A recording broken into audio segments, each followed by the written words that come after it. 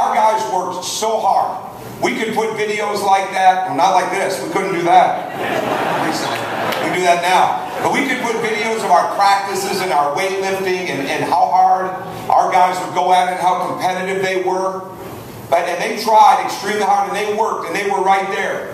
But when you're in a league like the Big Ten that takes no mercy, and you people know darn well that there was no mercy taken on us as we've tried to build that up in many different ways. It's the same thing for football. That's why I don't know if you realize, and if you hear anything tonight, hear this. All right, whether it's the people in Indiana that come to the games, whether it's people like you that come back to Indiana or come to the Illinois game, come to a Wisconsin game, come to the Northwestern game, whatever it is, travel where we are, the support that you give, the way you stay behind it, as I tell everybody that will listen, anybody that will listen, every recruit's parent, every coach, anybody that's not only from the state of Indiana that needs to be reminded of it and see it on a daily basis, but the ones that are from far away, this would not have turned without stuff like that, right there. Without fans staying with it, without a group of people that day in and day out would come to the games when those things weren't happening, when there wasn't success to fall back on and to celebrate and shut down Kirkwood with, okay? That kind of success. We weren't having that. There were a lot of people walking away sad and disenfranchised and disheartened. But you know what? You never gave up. Just like the coaching staff. They never gave up. Just like the players. They never gave up. And we knew that we had to keep working at a very high level. But most importantly, we had to recruit at an extremely high level. When we don't trust our instincts in life, we make mistakes. When we settle, we make mistakes. When we go for it, we got a great chance of getting it. Because you know what? Somewhere down the road, somebody's going to give in. They're not going to stay with it. Somebody that you're fighting against, when you're a winner, all right, and when you put your best foot forward every day, they're going to give up because it gets hard.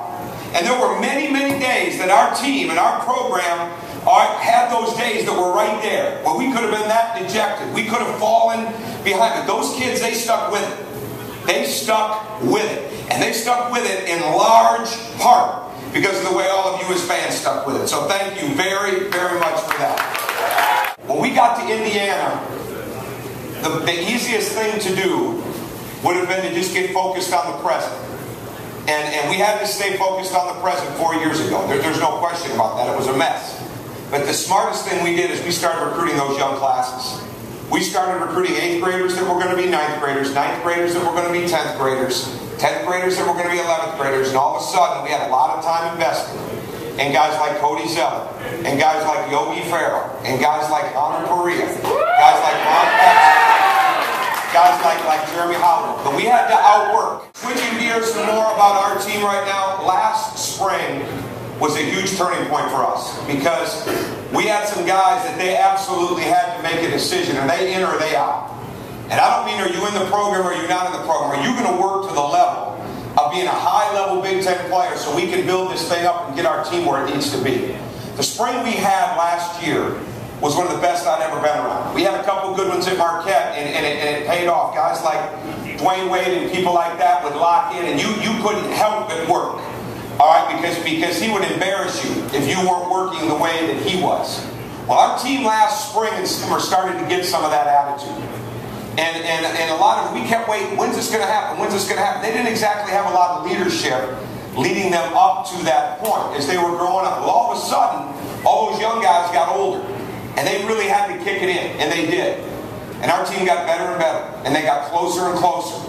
And they went through all that adversity of the season, and they knew that they had something inside of them. Now, what it was, we weren't sure, but they kept getting better and better.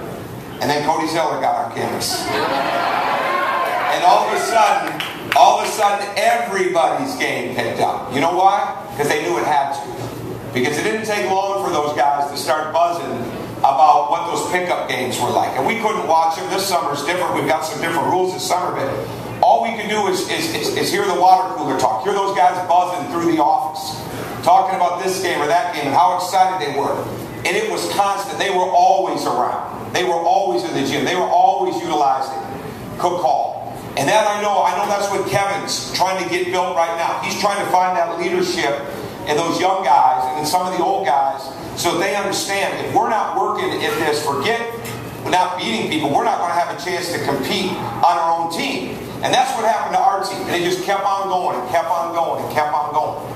And it carried into a year. It carried into a year where they started to gain confidence. The turning point, many people ask different things. You know, was the Kentucky game the biggest? Was Ohio State? Those were huge. But the turning point games for us were like at Evansville, when we had 51 points at halftime.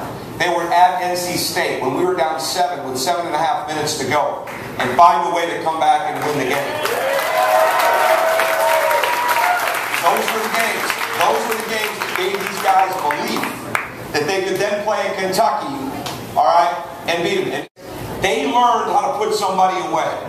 And that carried us into the Sweet 16. And that carried us into a belief that we could play with the best. That carried us into a belief that we could win. There was huge, huge disappointment when we lost that game in Atlanta. Not because we didn't play well and not because we didn't play hard.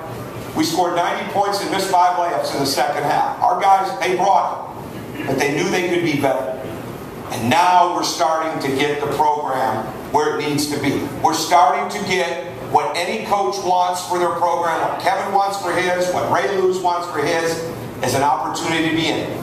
An opportunity to be in that real small group in the country and be in it. And really believe that you've got opportunities. And that's where our team's at right now. It's not about expectations on the outside. It's not about this guy's ranking service or that guy's ranking service. It's fun to talk about it. We use it in recruiting. But it's what those kids are doing this spring.